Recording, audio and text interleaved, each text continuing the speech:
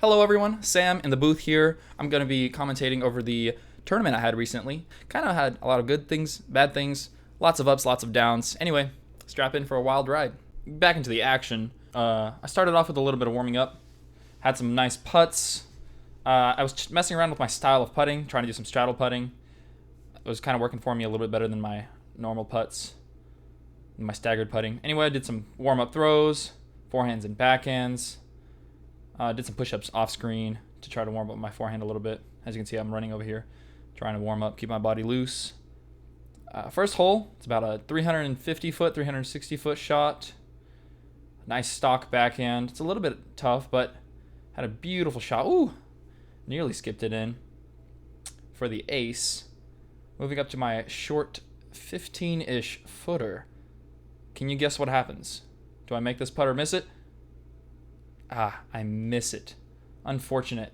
Really tough start, but not bad. That's a tough hole to get. Moving on to this par 4, we got ourselves a 650-foot par 4.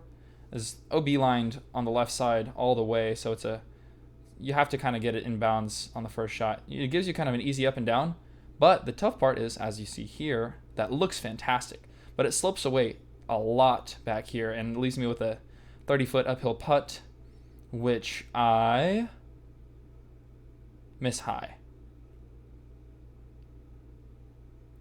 And I'm going to let this footage speak for itself. Yikes. Another missed 12-footer at that point. Yeah, tough round for the putting on the start. This hole is a 300-foot, 320-foot, little downhill forehand hole. Really tight gap. But I give myself a putt again for the birdie.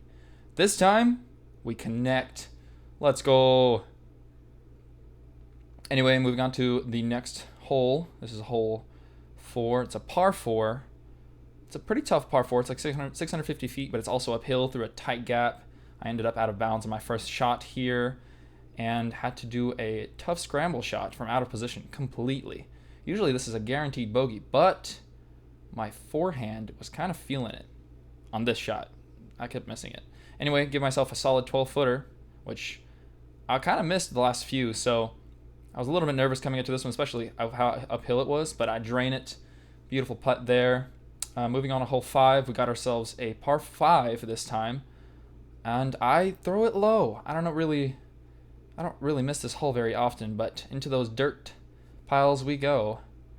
Had to do a little bit of a touchy forehand chop, which put me right into position. There's a lot of there's 2 mandos that you have to go through, so I'm going down this beautiful hole with all the trees lined on the side to side. It's all OB on the left side, so the right side they'll find. That's why I erred on throwing it to the right side, which I kind of messed up my shot. I hit this tree and then had a fairly bad upshot. Left myself with a 35-footer, I think, maybe 30 feet just inside the circle. And unlucky right there, as you can see, it rolled out of bounds. That's actually, I think this is for my 7 here on this par 5, which is tough. Whew, luckily I drained that for the 7, saved the double bogey. But that was a tough hole for me. Anyway, moving on to this par 4. Lots of par 4s or par 5s on this course.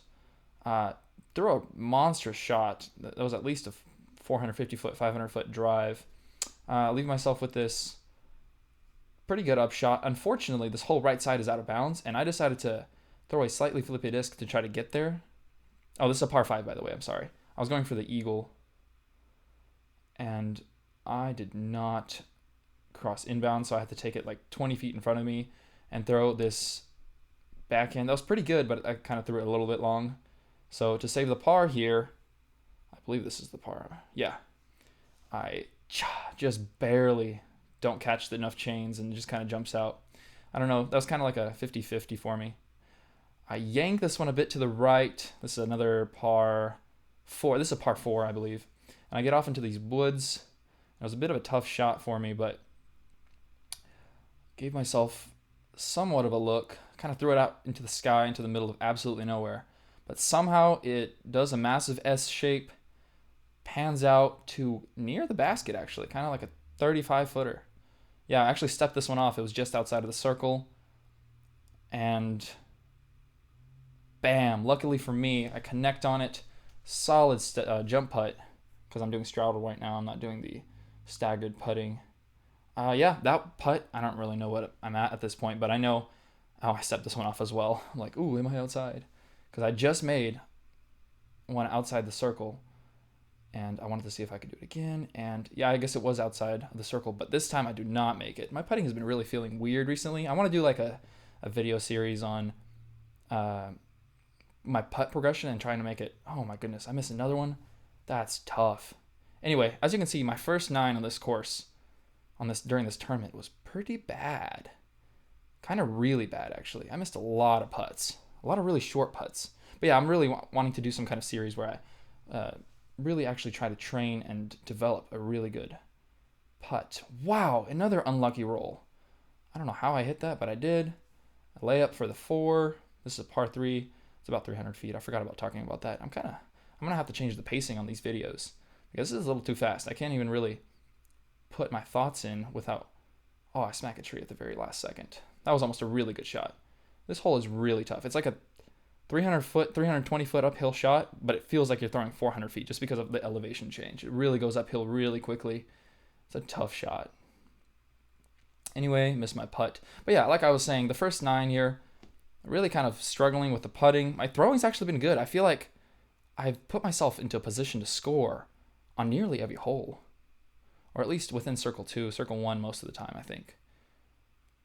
But I think the back 9 is where I started to get a little bit of my game together, mostly because I didn't have to make as long of putts. Yeah, there's my first birdie in a forever, I think. And then moving on to this hole, we got ourselves it's like a 270-foot hole. It's really kind of short, but it doglegs to the right so hard. This is one of the toughest holes on this course, which I was so fortunate to get all the way down here because you usually hit some kind of tree root and it just kicks you to the left, and there's no way to get to the basket. And then, bam, one of the toughest holes on the course, and I get another birdie. 2 in a row. We're changing things up here. Anyway, moving on to a par 4. That's basically just a woods shot. There's a gap, but I mean, you can see it right there. It's just tight. It is a hard gap to hit. That's a pretty solid forehand. Gets lucky, smacks that thing on the left and keeps going. I'm not sure I remember. Okay, I ended up here. Yeah, it was basically an easy pitch up. I kind of tried to give this one a bid. A little bit of an Enheiser floaty bid. Yeah, that was a pretty good bid at that. Kind of leave myself a little bit of a tester coming back. I'm having to putt between these trees. It's a bit rough. I'm having to kind of force a putt really fast. I can give it the height that I usually like to give my putts because I'm more of a spush putter where I give my putts a little bit of height. Ooh, oh, that was almost good.